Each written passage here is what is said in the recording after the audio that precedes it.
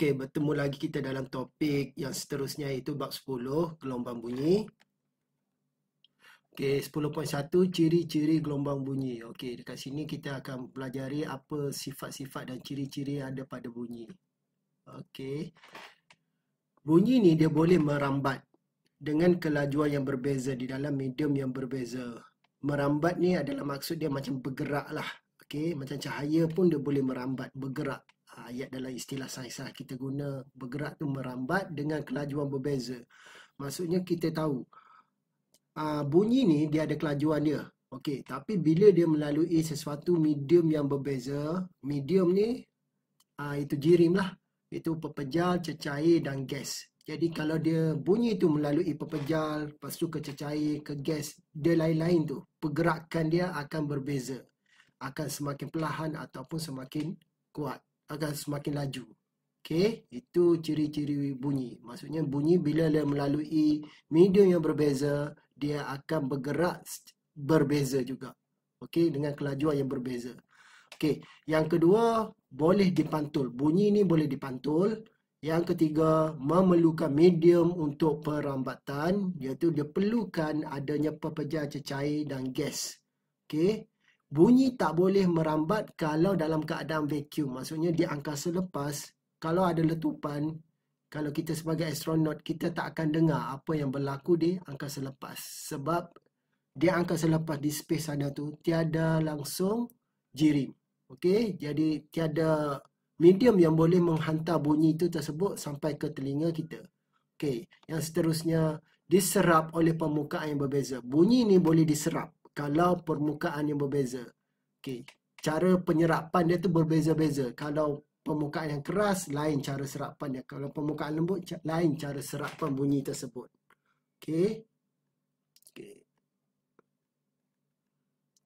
Bunyi memerlukan medium untuk merambat. Macam cikgu cerita tadi, bunyi ni perlukan pepejal, cecair dan gas untuk merambat, untuk bergerak. Tetapi tidak boleh merambat melalui vacuum. Tanpa vacuum, gelombang bunyi tidak boleh merambat. Okey, ni point dia. Okey, gelombang bunyi merupakan gelombang yang membujur, yang tidak nampak dengan mata kita. Okey. Contoh-contoh perambatan. Okey, dua orang angkasawan tidak dapat mendengar sesama sendiri sebab bunyi tidak dapat merambat melalui vacuum. Di angkasa lepas memang kita tak boleh dengar, macam cikgu bagi contoh tadi. Yang kedua, ikan lumba-lumba mengeluarkan bunyi yang bergerak dengan cepat melalui air. Jadi kalau kita menyelam dalam air, kita boleh dengar dari jauh lagi bunyi gelombang hasil daripada ikan lumba-lumba tersebut. Sebab bunyi tu boleh dihantar melalui jirim cecair ke telinga kita. Okey. Okey, kita tengok. Medium yang mempunyai kelajuan berbeza dalam medium yang berbeza. Okey. Dekat sini, gelombang bunyi bergerak dengan kelajuan berbeza dalam keadaan 3 jenis medium tu. Okey. Dalam 3 keadaan medium tu, gelombang bunyi bergerak paling cepat adalah di pepejal. Okey, kenapa pepejal dia laju? Okey, bunyi dia boleh bergerak laju dalam keadaan pepejal sebab zarah-zarah pepejal ni tersusun rapat. Bila bunyi menghentam satu zarah pepejal ni akan bergetar. Getaran dia ni akan menghantar getaran dia ni ke satu lagi zarah yang bersebelahan dengan dia. Dan bunyi ni akan bergerak semakin menjauhi. Jadi maksudnya menjauhi daripada asal lah. Dia bergetar ke sebelah sana, ke sebelah sana, sebelah sana. Jadi maksudnya pepejal ni dia boleh menerima gelombang bunyi dengan lebih cepat berbanding cecair dan gas. Kenapa? Sebab cecair dan gas dia ada ruang. Jadi bila ada ruang, zarah tersebut yang bergetar susah untuk menghantar getaran dia kepada zarah yang satu lagi yang bersebelahan dengan dia. Lagi-lagi kalau gas. Okey, jadi bunyi tu agak sukar untuk dihantar kepada zarah yang berada jauh daripada dia.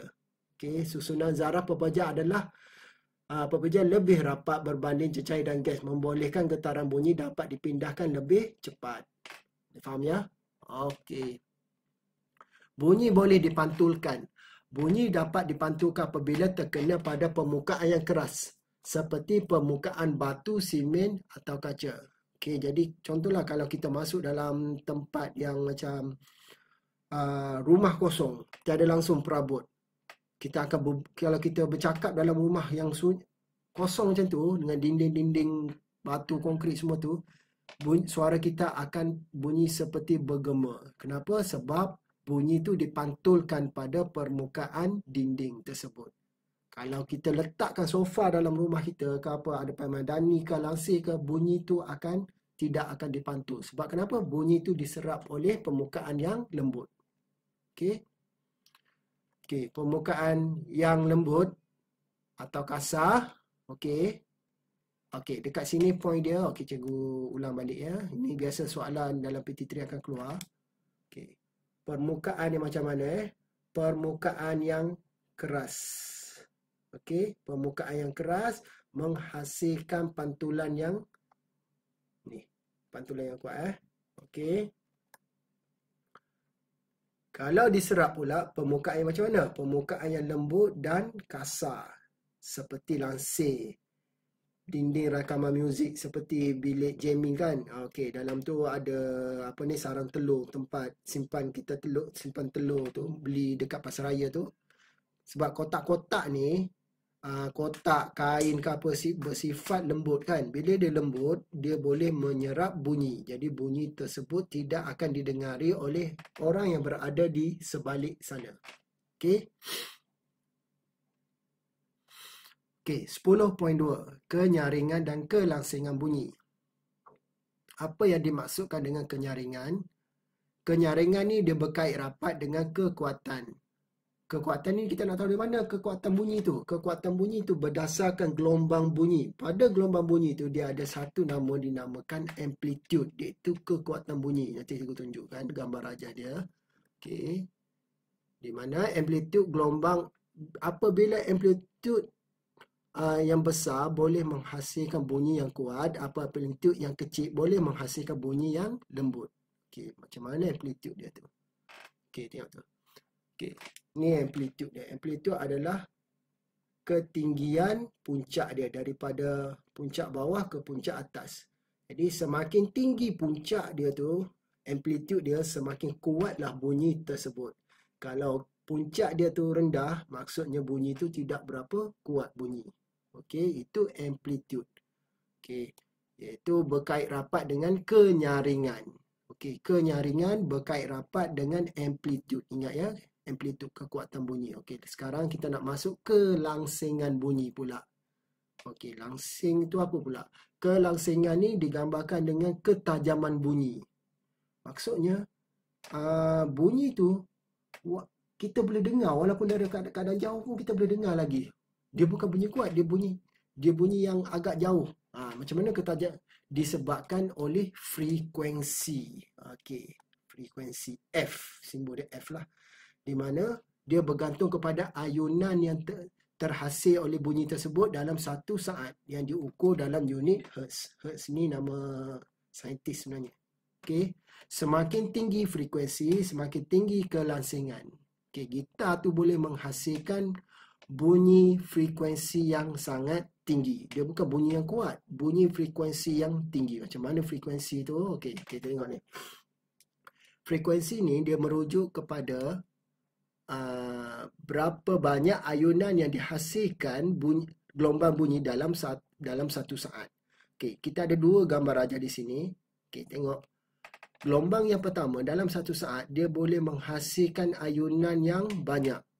Okey, untuk gambar rajah yang kedua, dia menghasilkan ayunan yang sedikit berbanding gambar rajah yang pertama. Jadi macam mana kita nak tahu berapa banyak ayunan? Ayunan ni dikira berdasarkan gelombang bunyi. Gelombang bunyi ni dia ambil daripada puncak ke puncak gelombang satu lagi. Okey, jadi ni satu gelombang. Okey, satu panjang bunyi. Gelombang pula panjang bunyi. Ni panjang bunyi. Jadi kalau panjang bunyi tu semakin panjang, maksudnya frekuensi dia rendah. Jadi kalau dia panjang, maksudnya puncak dia tu tak banyak terhasil kan, berbanding yang ni. Okay. Kalau lah panjang gelombang ni pendek, puncak yang dia hasil adalah lebih banyak. Bila puncak yang terhasil lebih banyak, maksudnya frekuensi dia lagi tinggi. Okey, jadi frekuensi tinggi disebabkan oleh panjang gelombang yang pendek, frekuensi yang rendah panjang gelombang yang panjang. Okey. Hubungan antara kenyaringan dan juga amplitude. Okey, jadi amplitude kan kekuatan bunyi lah, kenyaringan dengan amplitude. Penyiasatan saintifik menggunakan penjana audio, osiloskop sinar katod. Okey, alat ni ada dalam makmal sains, tapi dalam makmal sains kita alat ni dah rosak. Tak dapatlah cikgu nak tunjukkan. Dan juga pembesar suara untuk mengkaji sifat bunyi tersebut. Okey, di mana perbezaan corak gelombang bunyi pada skrin osiloskop, OSK itu osiloskop lah, osiloskop sinar katod, amplitude dan frekuensi. Kita boleh tengok apa ni alat dia ni OSK ni OSK. Ni alat OSK. Dia boleh kaji, kita boleh tengok gelombang bunyi dia. Kita boleh kaji gelombang bunyi. Boleh tengok amplitude, kita boleh tengok frekuensi. Okey. Okey, pamparan untuk amplitude dia tu berkait rapat dengan kenyaringan. Okey, kita tengok. Amplitude tu tadi adalah ketinggian puncaan. Okey, tengok ketinggian puncak. Puncak dia tak berapa tinggi, yang ni semakin tinggi, yang ni lagi tinggi. Jadi semakin tinggi puncak, okey, jadi semakin tinggi kenyaringan dia. Okay, jadi maksud kekuatan bunyi dia semakin kuat. Amplitude besar, kenyaringan pun besar. Okey, yang ni pula kelangsingan dia berkait rapat dengan frekuensi. Frekuensi ini berapa banyak tempoh ayunan yang dibuat, gelombang tu dibuat. Semakin banyak tempoh ayunan yang dibuat dalam satu saat, semakin tinggilah frekuensi. Tengok ayunan dia banyak. Bila ayunan banyak, maksudnya frekuensi dia tinggi. Ni ayunan dia lagi banyak. Jadi panjang gelombang pun lagi pendek. Panjang gelombang pendek, frekuensi tinggi. Panjang gelombang yang panjang, okey ni panjang gelombang yang panjang, puncak ke puncak. Bila panjang gelombang panjang, frekuensi dia rendah. Okey, jadi itu adalah kenyaringan yang berkait rapat dengan amplitude, kelangsingan yang berkait rapat dengan frekuensi. Okey. Aplikasi kenyaringan dalam kehidupan. Muka gendang diketuk dengan kuat, maka ia bergetar, menghasilkan amplitude yang besar, bunyi nyaring yang kuat dihasilkan. Okey, muka gendang yang diketuk dengan lembut menghasilkan getaran, amplitude yang kecil, bunyi perlahan dihasilkan. Itu lebih kurang untuk kekuatan bunyi.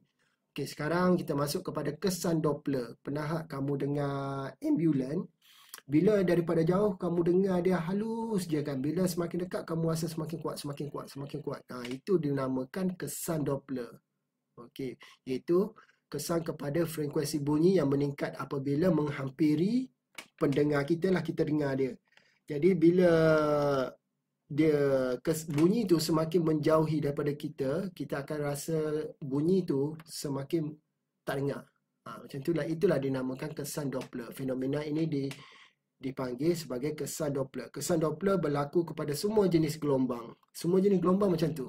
Memang confirm. Kalau kita dekat dengan gelombang tu, kita akan lebih terasa kesan dia. Kalau kita berada jauh daripada gelombang tu, kita tak terasa sangat dengan gelombang tu. Sama ada gelombang cahaya, gelombang air, gelombang bunyi. Okey, semua jenis gelombang.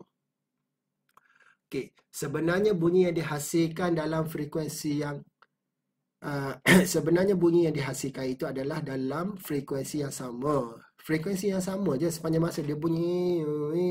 Dia tak kuat pun, dia bukan tekan macam volume tu semakin besar, semakin besar ke apa. Ataupun dia ayunan dia tu semakin kuat ke tak. Dia konsisten je bunyi dia. Cuma kenapa jadi macam tu? Sebab pergerakan dia tu semakin jauh atau mendekati kita. Kelangsingan bunyi jet menjauhi sangat rendah.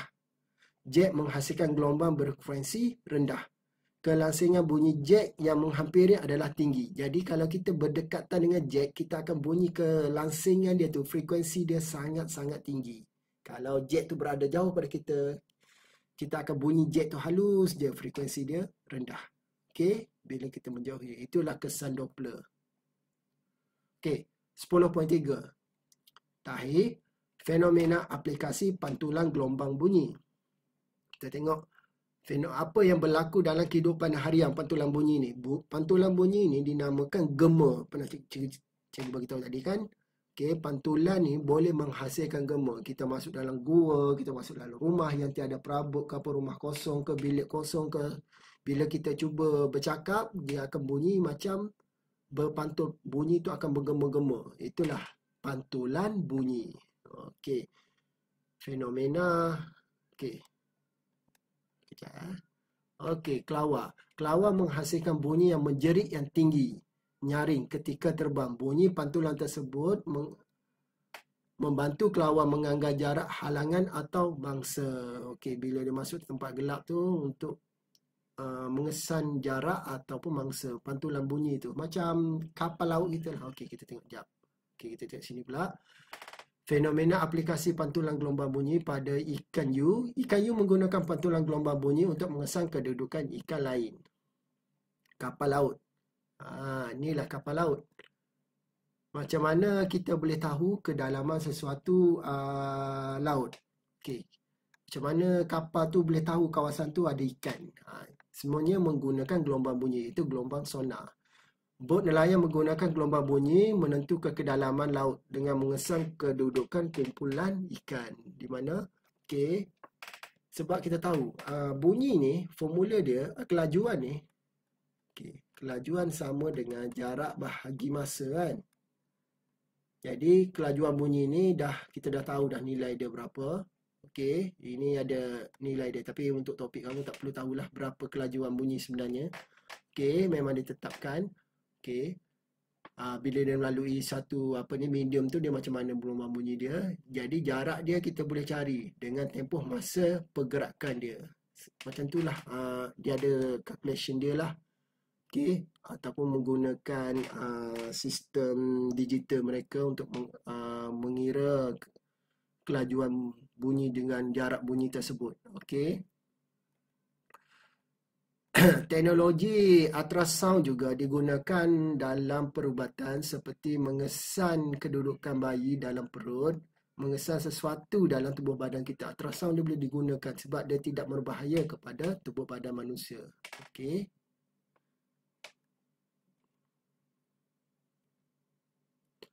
Had pendengaran. Okey, manusia ni dia punya had pendengaran frekuensi ayunan yang paling rendah adalah 20 Hz. Hingga paling tinggi dia, Hertz dia adalah 20,000 Hz. Keupayaan manusia semakin berkurang apabila usia meningkat. Okey, kenapa semakin tua pendengaran kita semakin berkurangan? Sebab dalam telinga kita tu ada satu komponen telinga kita tu lah yang di tengah tu dinamakan gegendang. Gegendang telinga ni, fungsi dia apabila bunyi sampai ke telinga kita, dia akan menggetarkan bunyi tersebut. Bila semakin kuat getaran dia tu, dia akan menghantar bunyi tersebut ke tulang. Sikit adalah sampai ke fungsi otak ni. Okey. Di mana semakin kita tua, gegendang telinga kita ni, dia boleh menjadi kurang kenyal. Semasa kita usia muda, gegendang telinga kita ni lebih kenyal. Bila dia kenyal, ada gelombang bunyi kena kepada gegendang telinga kita. Gegendang telinga kita ni akan bergetar lagi kuat berbanding waktu usia tua. Usia tua, benda ni dah tidak kenyal lagi, jadi keras. Bila keras, dia susah untuk bergetar. Bila susah untuk bergetar, getaran bunyi tersebut tidak sampailah ke otak kita untuk mentafsir bunyi tersebut. Okey, setiap haiwan juga mempunyai julat pendengaran yang berbeza juga macam manusia. Okey, kat sini inilah julat-julat frekuensi yang didengar oleh burung, gajah, manusia, kucing, kelawar dan juga ikan lumba-lumba. Ikan lumba-lumba mempunyai frekuensi yang paling tinggi. Okey, dan frekuensi yang paling rendah adalah burung. Burung boleh dengar benda yang halus. Okey, 0.1 Hz pun dia boleh dengar lagi burung. Okey. Cara mengatasi had pendengaran. Macam mana kita, contohlah kita bercakap tempat yang ramai orang, susah nak didengari, kita gunakan pembesar suara. Itulah cara dia untuk mengatasi had pendengaran, menggunakan pembesar suara supaya orang jauh boleh mendengar apa yang dituturkan oleh kita. Okey, seterusnya cara mengatasi had pendengaran yang seterusnya iaitu doktor menggunakan stetoskop. Okey, stetoskop iaitu alat pendengaran untuk mendengar denyutan jantung pada badan manusia. Okey. Dan juga alat untuk mengatasi untuk membantu pendengaran bagi orang tua, iaitu orang tua ni dia ada masalah dengan gendang telinga ke rosak, ataupun mungkin ada masalah lain disebabkan telinga dia rosak. Jadi alat ni boleh membantu untuk mengatasi bunyi yang tidak didengari oleh mereka. Okey, alat bantuan telinga dia mereka. Okey, alat bantuan telinga membantu pesakit yang cacat pendengaran menguatkan bunyi memasuki telinga. Okey, itu saja ya. Assalamualaikum.